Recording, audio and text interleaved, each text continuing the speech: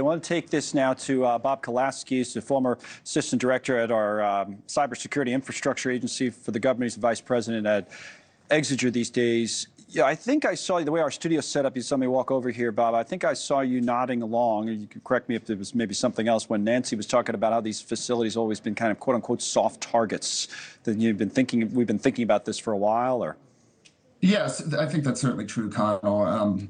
The water infrastructure has a couple realities. One, it's old infrastructure that's underfunded, and that includes the IT systems that run it, and then it relies on operational technology to help operate the water system, and that sort of technology is not replaced frequently. So you have an area where the actual basic computing design of what's allowed water to be more digitized is outdated, and when that happens, there's cyber vulnerabilities. And we often talk about, Connell, that when there's cyber vulnerabilities, that's where these threat actors start to look for ways to attack, and that's what we're talking about here with China and Iran. Yeah, I know it sounds overly simplistic, but when you come on, you're either going to scare us, right, or you're going to reassure us in some ways. Maybe sometimes it's something in between. But how worried should we be about this particular threat, do you think?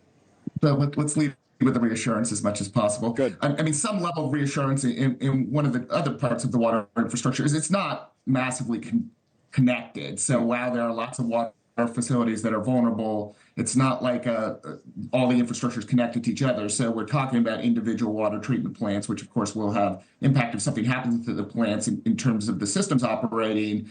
But it's hard to get something that's too cascading in an attack on water infrastructure. So here we're really talking about systems that need to be hardened for the purpose of maintaining water availability within their communities. The other aspect of water infrastructure is since it isn't that modern infrastructure, you can go back to doing things, non-automated, non-digitized. It's a lot more analog than the financial system is, for example, and that does create a little more resilience. Is that the thing that a guy like you stays up worrying about the financial system more so than this? I mean, whereas this is a worry, obviously, what's the biggest worry now when we talk China, Iran, and our hacking, issues that we have security-wise? I mean, it's hard to place them one versus the other. Okay. I'm all for what the administration is doing is to put some attention and plan for the fact that there could be some cyber attacks on this. But this is not the most systemic of cyber risks that's out there. This is something that certainly has the potential to cause harm and fear and disruption, but it's not going to bring down communities the level that things that happen in cyber can happen. I mean, we've seen devastating impacts on communities from just old water infrastructure.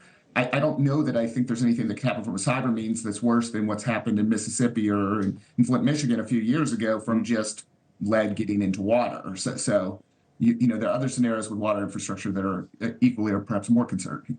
Right.